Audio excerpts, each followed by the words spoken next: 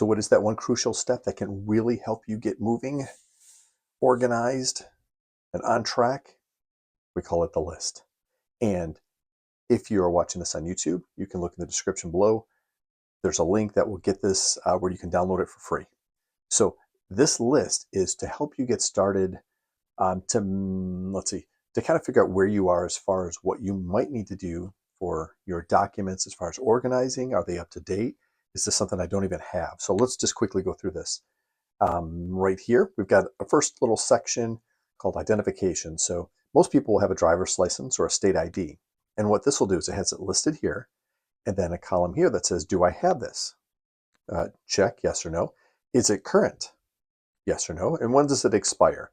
Which is great to put down because you may not even realize, like, my driver's license may expire in the next year. Like, okay, I better make a note here that I need to get that renewed fairly soon. And where is it? That's usually pretty simple. That's in a wallet or in a purse. Birth certificate. All right, well, do I have one? You should have one. And we grade out the is it current or does it expire because, not applicable for the birth certificate. And where is it? Where do you keep that birth certificate? You may know exactly where it is. You may have to go digging for it to find it, which is totally fine. But that is something you should do. So maybe you put that under the comment section, find my birth certificate. Next item here would be passport, and I'll just kind of combine that with social security card. You may or may not have the passport. You should have a social security card. And then is it current for the passport and when does it expire? Again, you can make a note. Those typically will last, I believe it's 10 years that the expiration date is for an adult passport. But you might want to jot that down, even put it in a future calendar when that might need to be renewed. So we have a couple extra spots here in case you've got some unique ID that you're like, you know what, I have this particular work item. I want to put that down there and check in, see if it needs to expire or whatever. Next section deals with what I call the big three, and that is your living will and advance directives, your power of attorney for finances, and then your will/trust. Those can kind of be combined, even though they are two different items. This is a great place to start thinking about, like, a will. Do I have a will? And do I know where it is?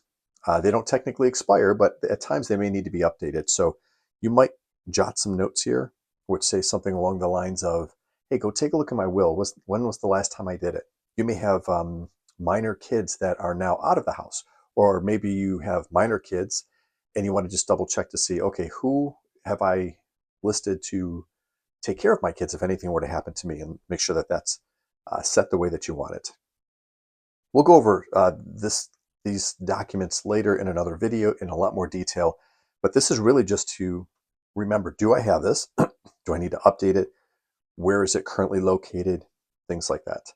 And here we have a section for insurance, health insurance, dental and vision. We have FSAs, life insurance, property, all kinds of vehicle insurance, long-term care, short-term care. You might say, what is long-term care? Well, then maybe you should make a note in the comment section saying, I should watch a couple of YouTube videos or do some research or whatever to find out what is long-term care and is it applicable to me. As you're going through this, you're going to come across some documents. Some documents you may not have to have a physical copy of where you need to store it someplace. Things like a passport, you should have a physical one and someplace to store that that's safe. Same with your birth certificate. Same with your will. That needs to be a physical document. Health insurance policy, maybe not necessarily. That could be something online, or maybe you have a summary page that you do want to keep so you can have good and easy access to that. And as you're going through here, like if I were to do this, I know which ones I have and are they current and when they may expire and where is it. Pretty much down the line, mine's going to say it's in my LifeGuard kit. I keep it right in here. Everything is organized. There's lots of sections for that. For any physical papers, this is where I keep my documents. You might want to consider a LifeGuard kit for yourself for those most important documents. There's a lot of other information in there as well, some action plans and some other things. Or if you already have this organized in a place, that's great. Maybe yours is very similar. Like, oh yeah, it's in this locked cabinet, or in a safe or whatever.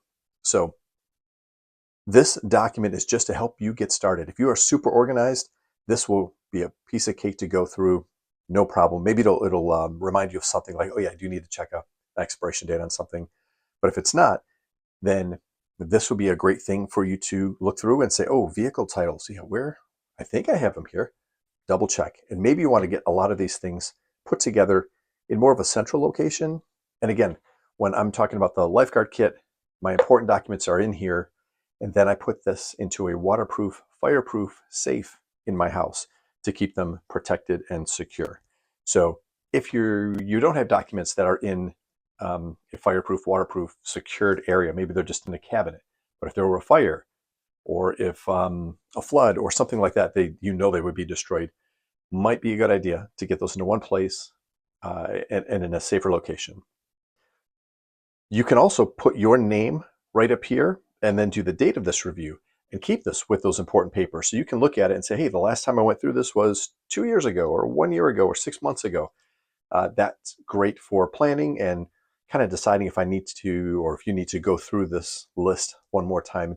And again, you can go online and there's a link where you can download a free copy of this, or you can go to mylifeguardkit.com to download a free copy of the list for you to use and to start setting up. It's one of the steps in the whole LifeGuard Kit process, but wanted to make this available to you so anybody could get started getting organized.